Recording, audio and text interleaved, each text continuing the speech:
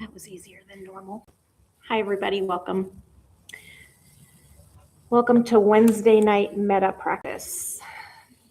I know there's one person for sure that's here for the first time. Anybody else here for the first time? New? Welcome. Welcome to anybody online who's new. So this is a little bit of a long meditation. I tend to do it all in one go. And what I want you to know first and foremost is if you have any questions tonight, don't feel uncomfortable, just raise your hand. Feel free to ask anything. I will do my best to explain things as we go, though. Is there anybody who's never practiced Metta before? Okay, few people. Okay, we'll take it nice and slow. So this type of meditation is practiced across all of the main schools of Buddhism. In Theravada, there's a heavy cultivation of loving kindness as one of the 10 perfections, and it's one of their primary meditation techniques, particularly within the Vipassana or insight movement, and also throughout the Southeast Asian traditions. In Mahayana, Metta is seen as a core component of cultivating what they call bodhicitta, or the mind of enlightenment, that Buddha nature that we all have, and also compassion, which is often practiced alongside with wisdom. In Zen, we talked about this a couple weeks ago, you're not really going to see too much formal seated Metta practice, but it is practiced. I think probably the one that comes to mind for most people is teachings of Thich Nhat Hanh. And in Vajrayana, Tibetan Buddhism, Metta is practiced as part of their foundational compassion practices.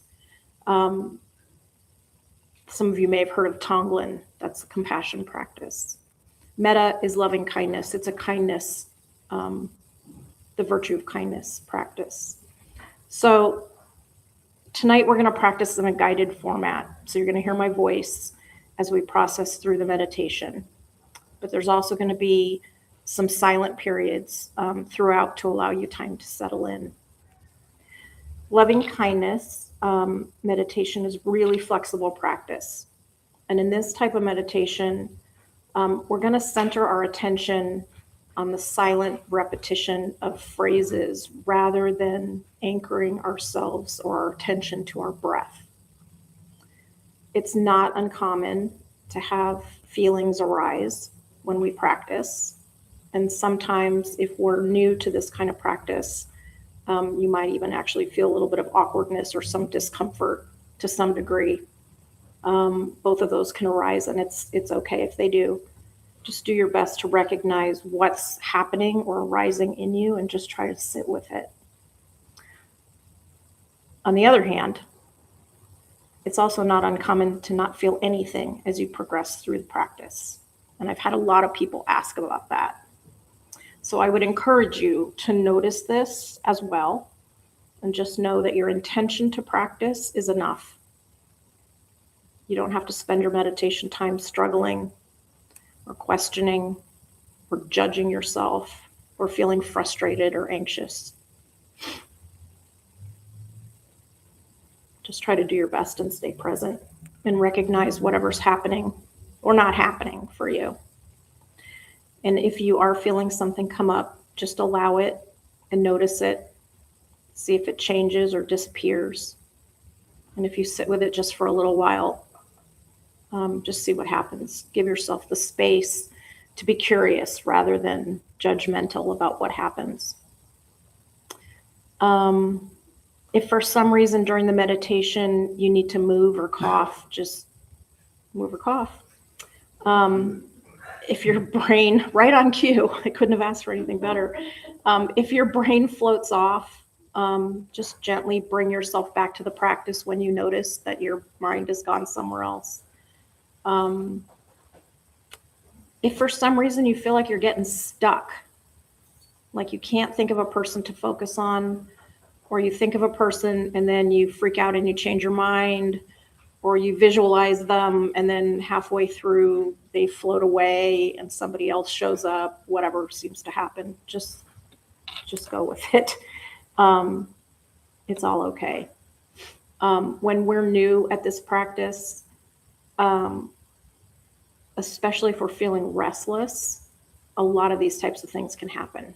So just give yourself a second without any sort of judgment and take a deep breath or two or whatever you need and try to bring your attention back to the metta phrases. Something that we don't talk about very often, but I think is important for you to know, is that at any time during the practice, you can just focus on yourself. So when we practice metta, the first recipient of loving kindness in our meditation is ourselves. We always start with ourselves because we're building a foundation of self-compassion. And if we can't extend goodwill and patience to ourselves, then it's really difficult to authentically extend it to others. So we start with ourselves and we meet ourselves wherever we're at every time we sit. The phrases that we use to guide us through the meditation are flexible, meaning that you can adjust them as you feel necessary so that they feel authentic to you. And the very last thing I'd like to mention before we get started is that the people or the groups of people or the person that I'm going to ask you to call to mind through the stages of the meditation are meditation objects. And we concentrate on them because they fall into categories for us. And because of that, they trigger an emotional response in us. And that's all they are. I'm not cueing you to think about them because the goal is for you to figure out a way to like them or forgive them for something. That's usually the confusion that arises for a lot of people, especially when I guide you to think about a person that you have a difficult relationship with, or a group of people that you find difficult or objectionable. The practice isn't asking us to force or manufacture feelings that don't already exist for us. Our practice is to cultivate kindness and compassion within ourselves. That is the practice. So we cue ourselves into having ease or neutrality or difficulty or maybe even anger by concentrating on the different meditation objects, the different people that I'll ask you to call to mind. And when we practice loving kindness in the face of whatever arises, when we're off the cushion and running around out there in the world, this practice is what helps our body and our brain more easily allow kindness and compassion to arise. And eventually, with practice, even if anger arises, we recognize it as anger. We don't respond with anger, but with an even temperedness, kindness, compassion, and then the anger falls. So we don't stop having those emotions. We just don't react and respond with the negativity, putting more negativity out into the world. Before we go, does anybody have any functional questions of any kind? Okay. So let's begin our meditation tonight. Go ahead and get comfortable.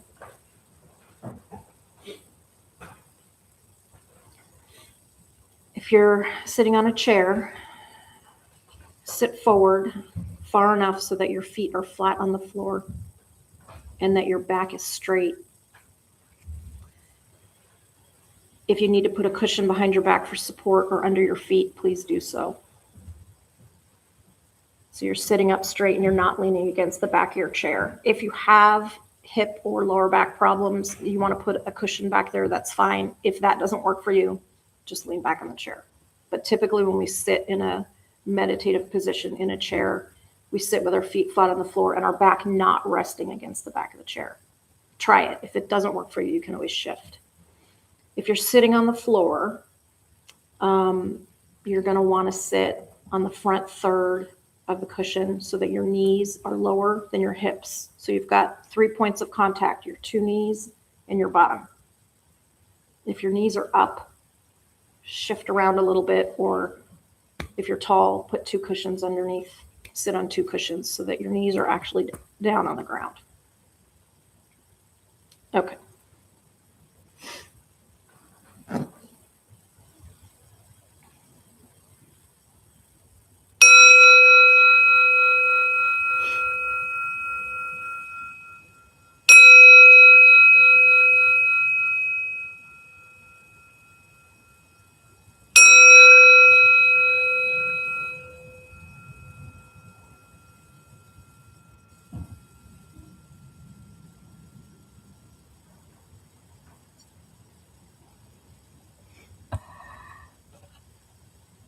As we begin, if you'd like, you can gently close your eyes. If closing the eyes doesn't work for you for any reason, you're welcome to just direct your gaze downward, however it's comfortable for you. Just allow your vision to rest and be however it's going to be. There's no need to worry about focusing or unfocusing your vision. Just let it rest. Now, whether your eyes are open or closed, begin to bring your attention into your body and start to notice any areas where you're holding on to tension. Notice your thighs, your hips, your glutes, your lower back, and your shoulders. Try to soften and release any tension you're holding on to. Allow your awareness to come all the way into your body and give yourself a minute to settle into this space right here, right now.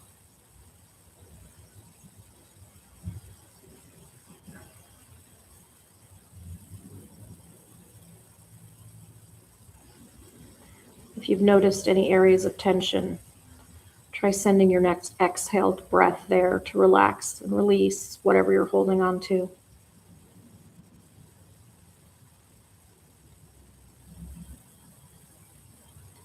Let's start by taking 3 slow, deep breaths together. Breathing in through the nose, filling up your lungs with a slow, steady inhale, and breathing out, releasing all the air, slow and controlled. And again, breathing in, filling up your lungs, and breathing out, releasing all the air. Last time, inhale and fill up all the way to your collarbones, and release all the way down.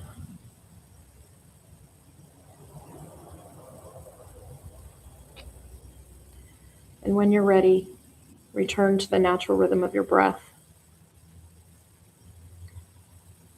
Begin to gently notice the flow of your natural breath going in and out through the nostrils or in and out through the mouth.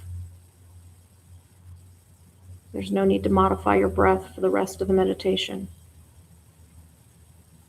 Just stay with your natural breath. Notice your posture. While remaining comfortable, try keeping the crown of your head reaching up toward the sky, your back straight, and your shoulders relaxed. Pull them down gently, away from your ears. Your chin can tuck slightly, tilt downward. And maybe take a second to release any tension you might be holding on to in your jaw.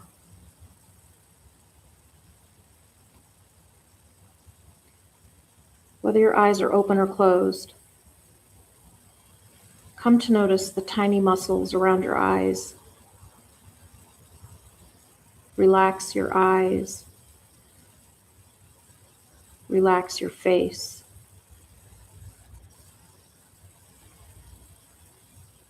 Now begin to remember a time when you looked at another person or an animal, like your pet, or maybe a baby, or a loved one, with love and kindness. Think of that memory, and as you recall this experience of a beloved person or animal, pay close attention and see if you can notice any sensations arise in and around your eyes. Maybe those sensations give rise to feelings of warmth, softness, or tenderness. Maybe you can feel sensations of happiness or joy in all those tiny muscles around your eyes. See if you can let those feelings become established as you sit for a minute with this memory of your loved one.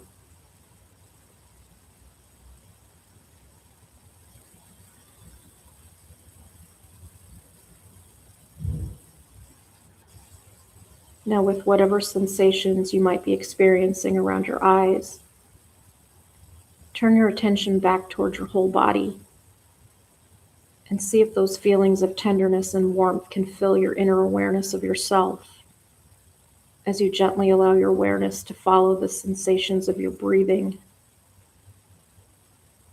the beating of your heart,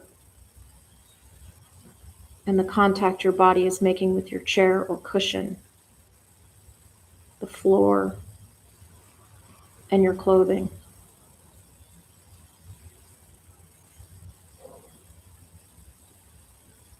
When you're ready, keep your awareness within yourself and repeat to yourself in your mind,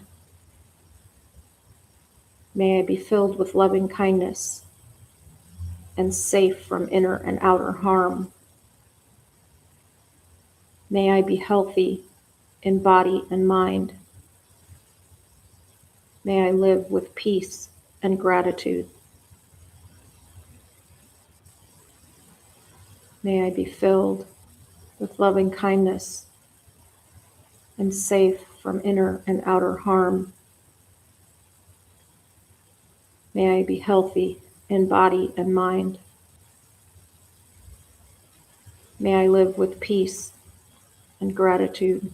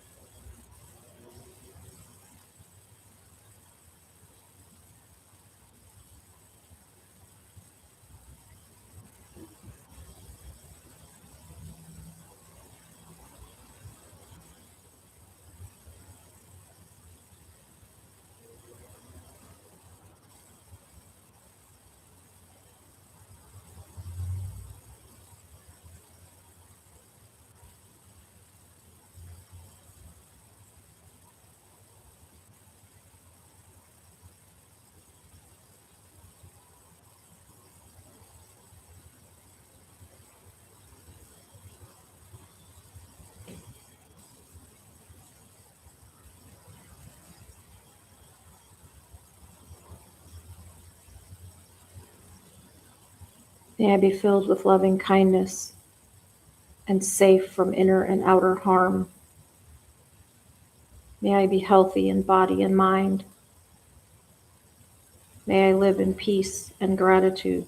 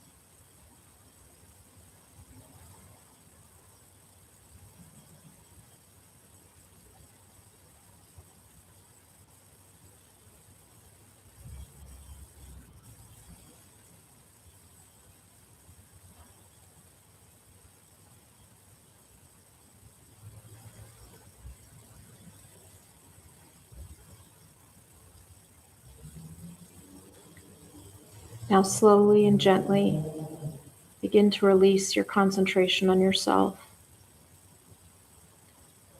and begin to bring to mind a person or a group of people that you care for deeply, that you find easy to like, or whose well-being is important to you. Maybe it's a friend or a group of people who have cared deeply for you. It can be anyone who easily brings up feelings of love, kindness, and ease. Just like you, they also want to feel safe, well, and at peace. Offer this kindness and support to your friend or loved ones, wishing them well by repeating to yourself, "May you be filled with loving kindness and safe from inner and outer harm. May you be healthy in body and mind. May you live with peace and gratitude. May you be filled with loving kindness and safe from inner and outer harm. May you be healthy in body and mind. May you live with peace and gratitude."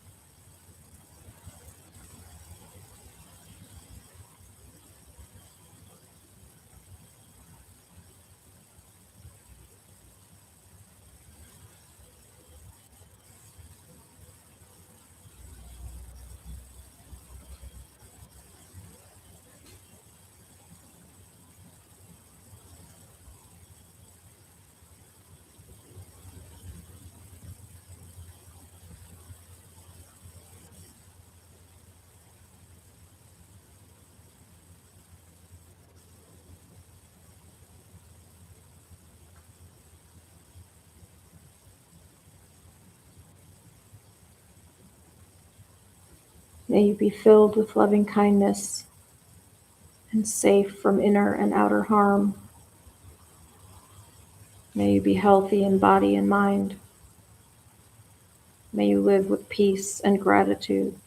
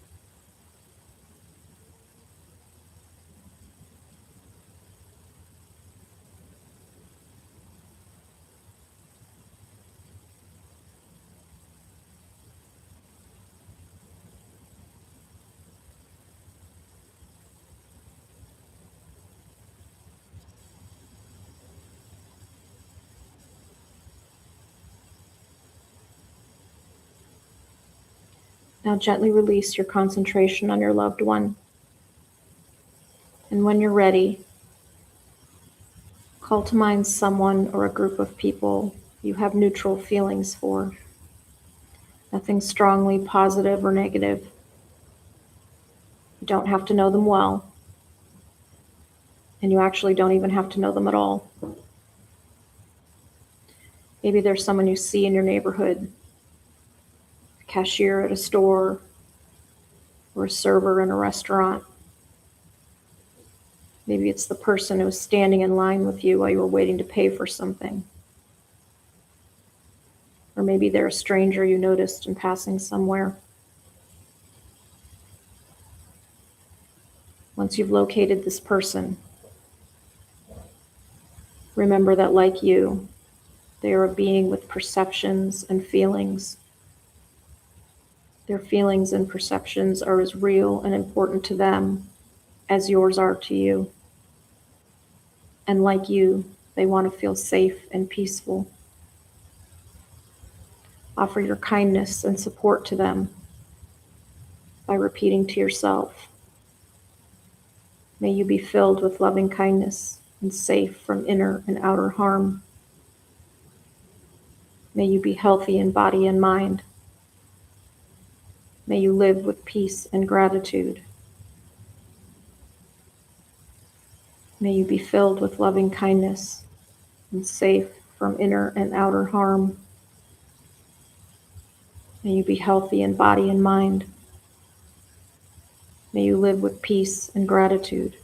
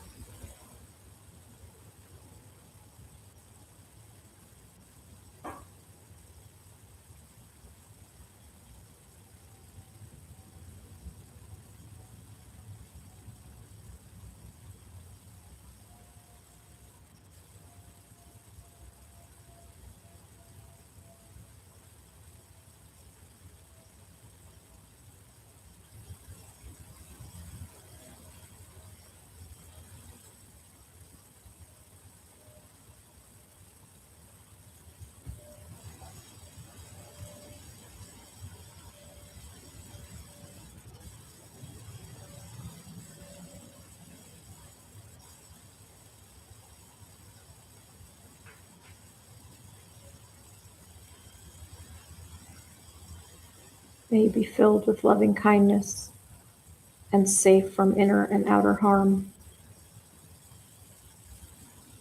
May you be healthy in body and mind. May you live with peace and gratitude.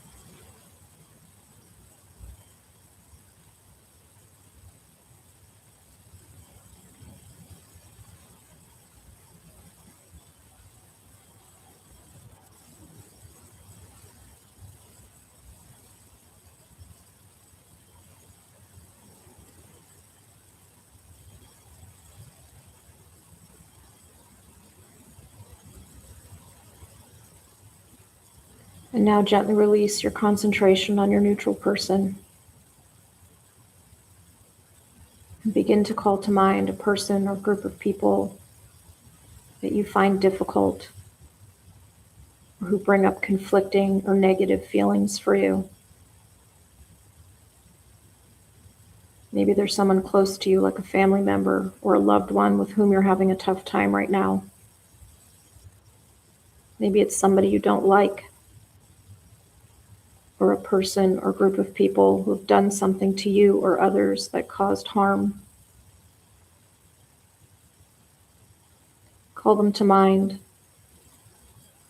and remember that being kind and compassionate does not mean that you approve of, allow, or tolerate what you find objectionable in their beliefs, their words, or their actions. And also remember that, like you, they are a person who has experiences and feelings. Offer kindness to them by repeating to yourself, "May you be filled with loving kindness and safe from inner and outer harm. May you be healthy in body and mind. May you live with peace and gratitude. May you be filled with loving kindness and safe from inner and outer harm. May you be healthy in body and mind. May you live with peace and gratitude."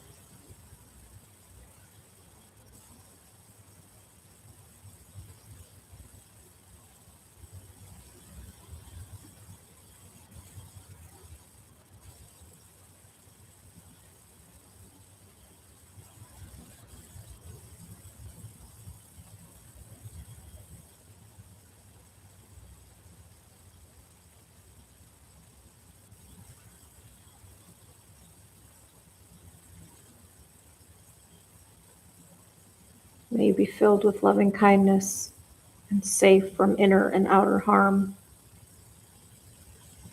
May you be healthy in body and mind. May you live with peace and gratitude.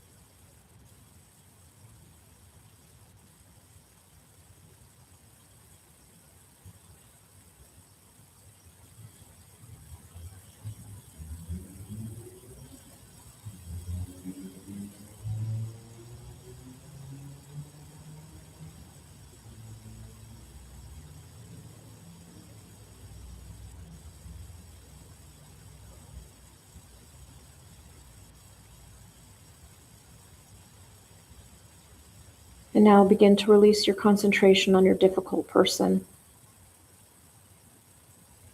And when you're ready, gently begin to expand your awareness outward and come to imagine all people, all animals, all sentient beings, however that manifests for you. This can be difficult, but sometimes if we listen, we can hear sounds that remind us of all the others in existence. Noises of traffic, planes overhead, people talking. Sometimes it's quiet, but people and animals pop into our mind. We can allow our imagination to run, or we can sit comfortably in the awareness of all beings. Whatever comes to you can be filled with kindness and compassion as you offer, may all beings be filled with loving kindness and safe from inner and outer harm. May they be healthy in body and mind. May they live with peace and gratitude. May all beings be filled with loving kindness and safe from inner and outer harm. May they be healthy in body and mind. May they live with peace and gratitude.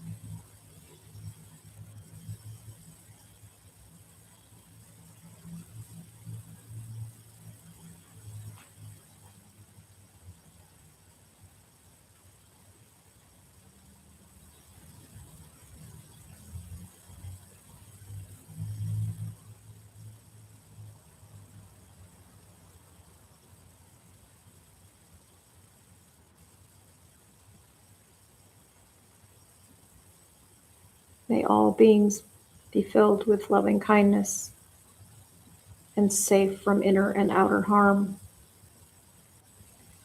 May they be healthy in body and mind. May they live with peace and gratitude.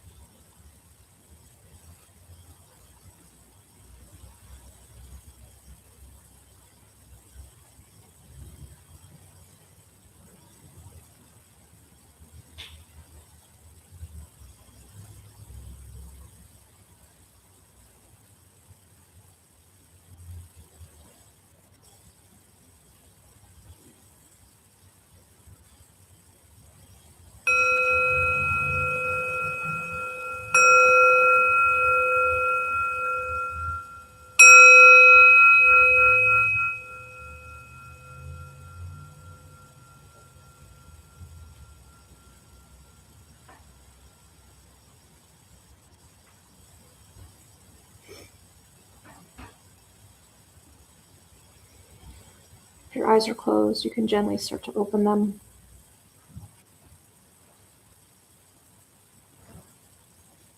Begin to wiggle your fingers and your toes, anything that's fallen asleep.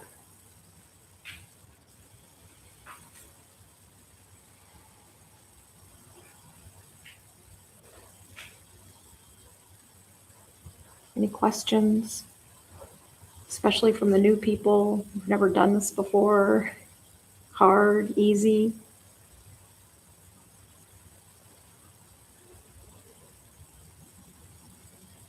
How about from the old people? Hard for you tonight? Easy?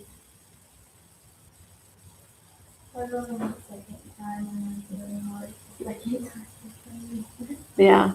Did you feel restless, or was it just hard to? Yeah, be restless. Happens Yeah, but I tried to just come back over and over and over again. Nobody else knows how many times you have to do that. It can be 1,000 times. It can be 5 times. It doesn't make any difference. Did anybody find that their body was resisting during any of the different categories of people that we went through? Which one? The difficult one. It's usually what happens to people. Did it get easier as you sat with it, or did it stay the same? My mind started to wander, and I found it really back. So kind of the same. Do you feel like you were able to get past it a little bit, or did it sort of just stay as a resistance for you? I think the resistance was there, but you can try to direct yourself back. That's literally all you can do. Did anybody struggle to not, if they didn't feel anything? Because sometimes that comes up for people where they just don't feel anything.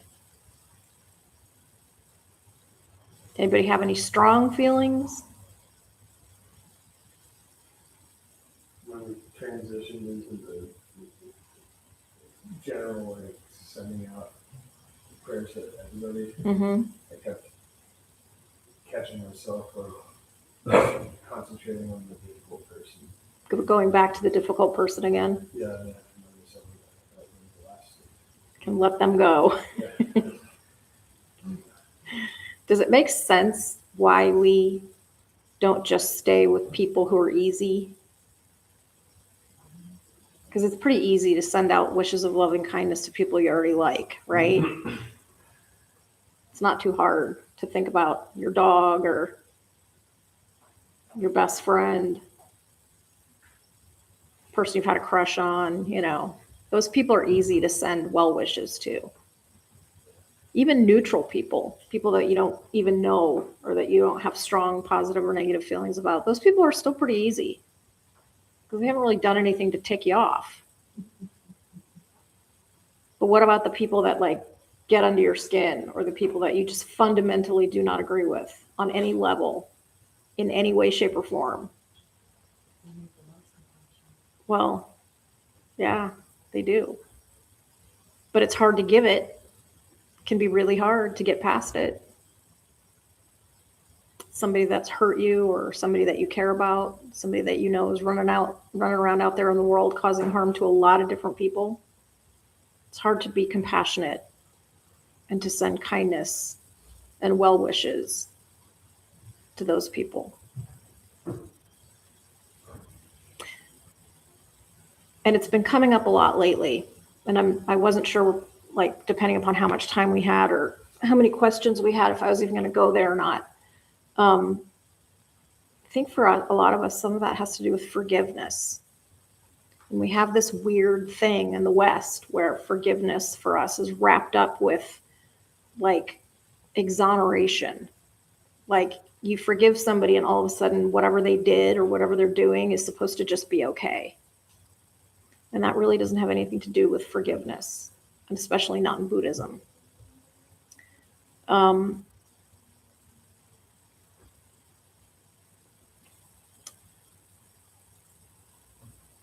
I brought along the Metta Sutra, actually. And we can keep talking about forgiveness a little bit if you want to, or I was thinking I've never done this before, to actually read the Metta Sutra for context. Because I think for this particular meditation, for me at least, it sort of helped things click. Because I did also struggled in the beginning of my metta practice with what we were actually doing. Because we're not trying to get ourselves to forgive anybody or to like anybody or to have any feelings that we don't already have for any of the people that we're concentrating on when we practice. This is just a reflexive exercise for our body to generate loving kindness, regardless of the circumstances or the people that we encounter out in the world. Just so that our body and our brain jumps more frequently to loving kindness than to anger or judgment or any of those other things that cause us to lash back out when we meet things or people that are difficult. So maybe I'll read the sutra and we'll see if anybody has any thoughts about that.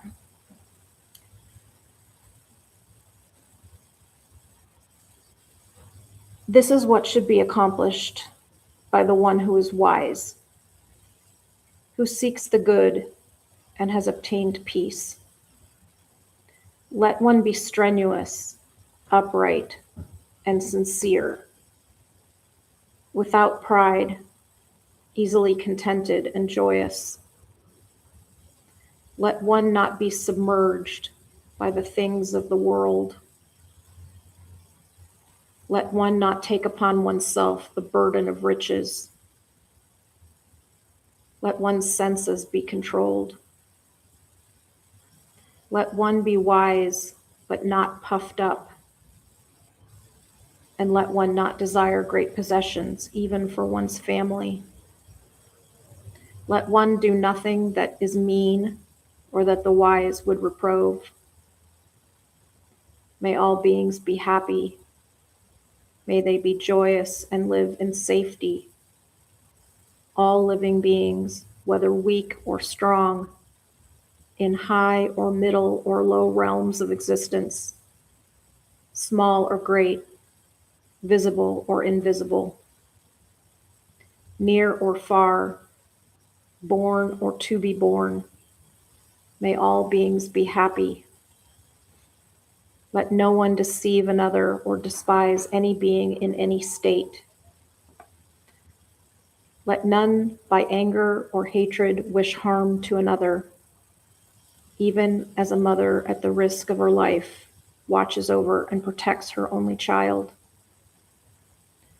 So with a boundless mind should one cherish all living things, suffusing love over the entire world, above, below, and all around without limit. So let one cultivate an infinite goodwill toward the whole world, standing or walking, sitting or lying down. During all one's waking hours, let one practice the way with gratitude, not holding to fixed views, endowed with insight, freed from sense appetites. One who achieves the way will be freed from the duality of birth and death.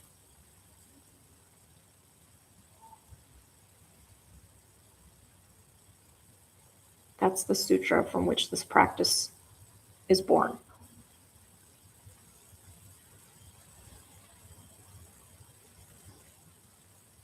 And it doesn't talk about forgiving anybody for anything. It doesn't talk about making nice because suddenly what they did doesn't matter anymore. It's not about any of those things. It's about understanding that the world gets better when we don't attach to the views that we have, and we send out compassion and love, regardless of who or what we encounter in the world. And we don't discount or shut down our own emotional states. They arise, we become aware of them, and then they fall. And nothing is permanent, and everything is changing, and we're all interconnected because we're all human. We're all sentient. And that's the heart of this practice. And that's why it's hard, but you have to get out of your own way to practice it.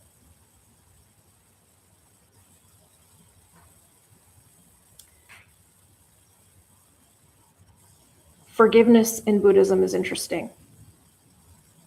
And it is coming up a lot in conversations in this class and other classes.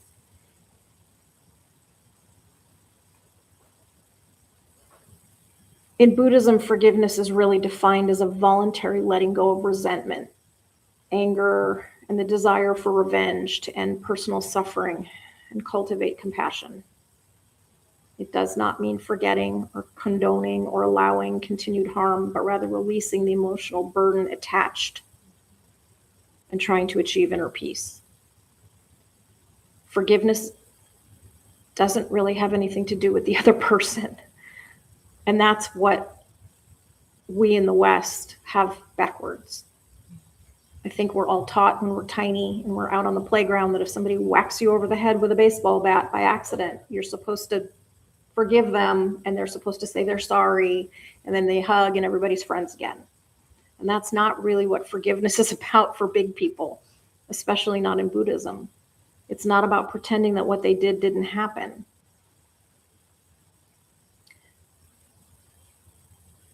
We talk about the two arrows in Buddhism, the suffering that we're all going to encounter no matter what in our lives. That's the first arrow. Bad stuff's going to happen. That's the first pain and the suffering that we encounter. And then the second arrow is the one that we inflict upon ourselves because of the first one that happened. And that's the one that we can decide to drag with us for decades if we feel like it. And that second one is the one that doesn't actually have to happen because we can decide that it doesn't have to happen. And so that's kind of what this is about a little bit. It's letting go of that release, that letting go and that releasing that second arrow, that you don't have to do that.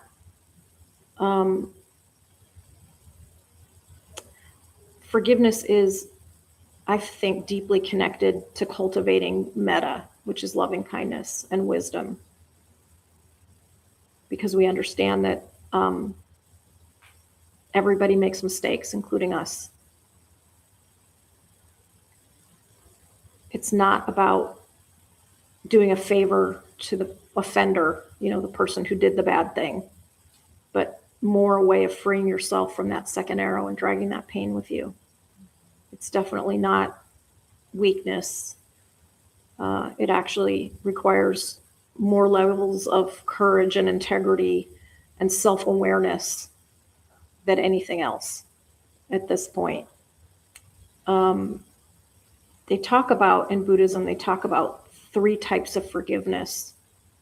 The exoneration, which is acknowledging wrongdoing. Usually it's centered around when an apology has been made. Forbearance, which in Buddhism, it means choosing not to act on anger and allow time for healing to happen. We usually, in the West, we think of the definition of forbearance more to do with things like loans and money.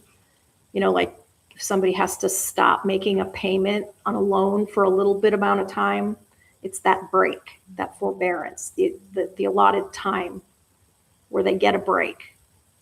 But in Buddhism, it's us, because this is always about us. Every Buddhism practice is about us. It's not about changing the other person. It's about changing us. So we choose not to act on the anger that arises and allow for the time to heal. And then the last one is the release, the letting go of the anger and resentment. Even if the person never apologizes or even acknowledges their actions, it's not required. And so the connection between practicing metta and flexing that muscle of kindness and compassion along with wisdom is very, very connected to forgiving in the context of Buddhism.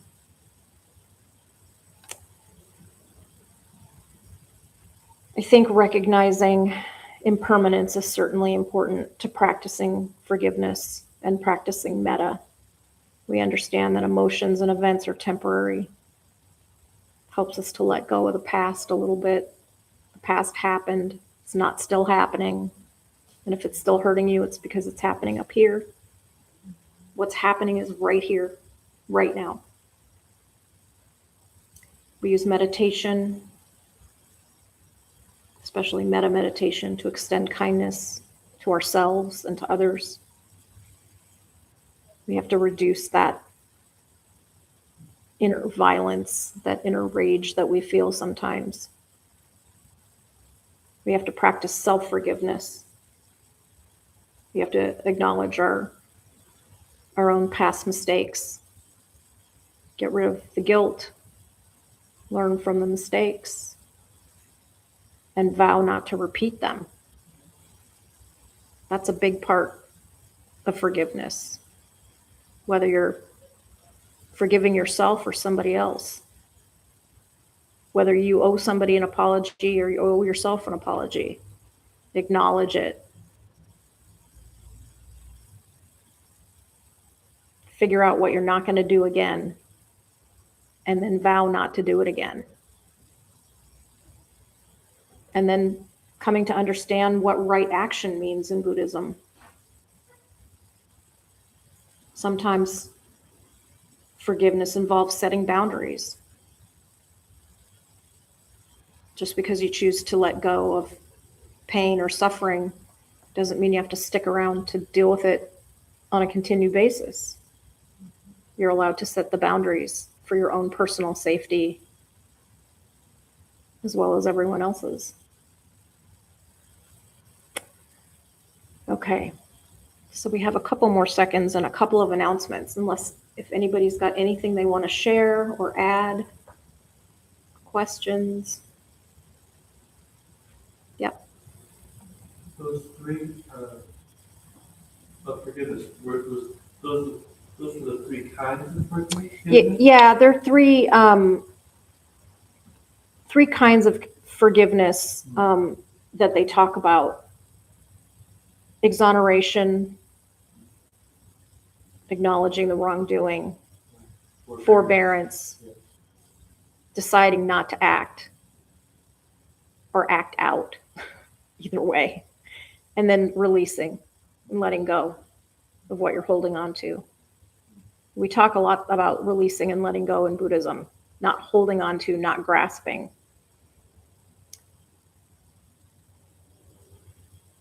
It's interesting. I had a conversation with a friend the other night, and it had to do with holding and how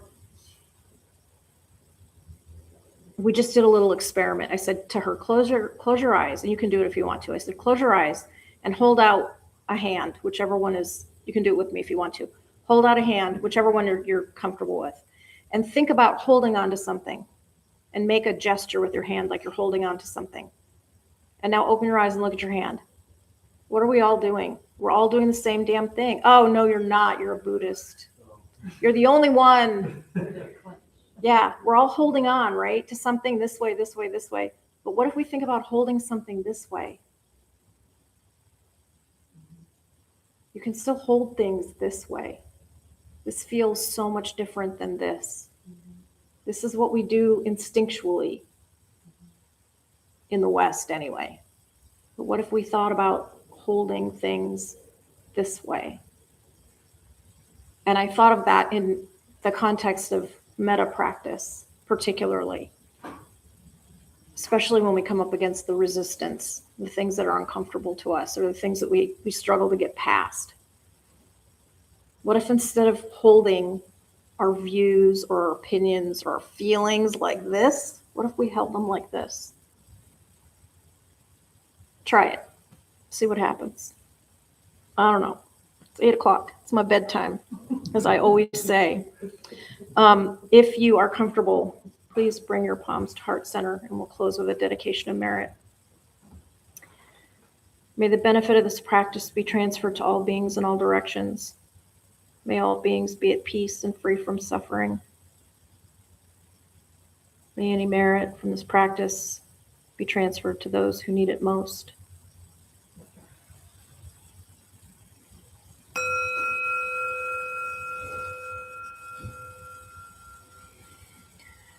Okay, our lovely host Erica has some closing announcements before we head out. Come on up, girl. Hi everyone, I'm Erica, I'm tonight's host.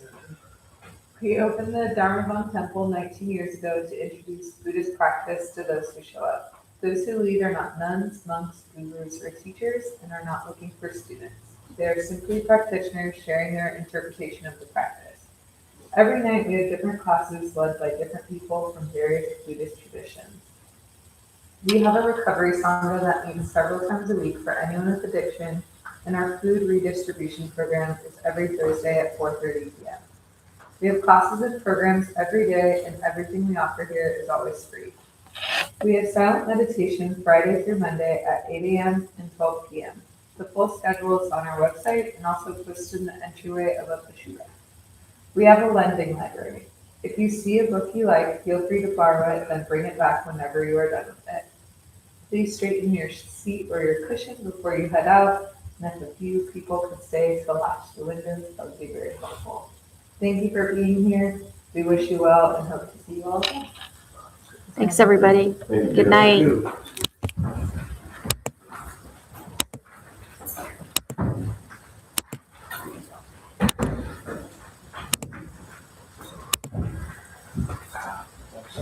What was your name again? It's Meredith. Meredith.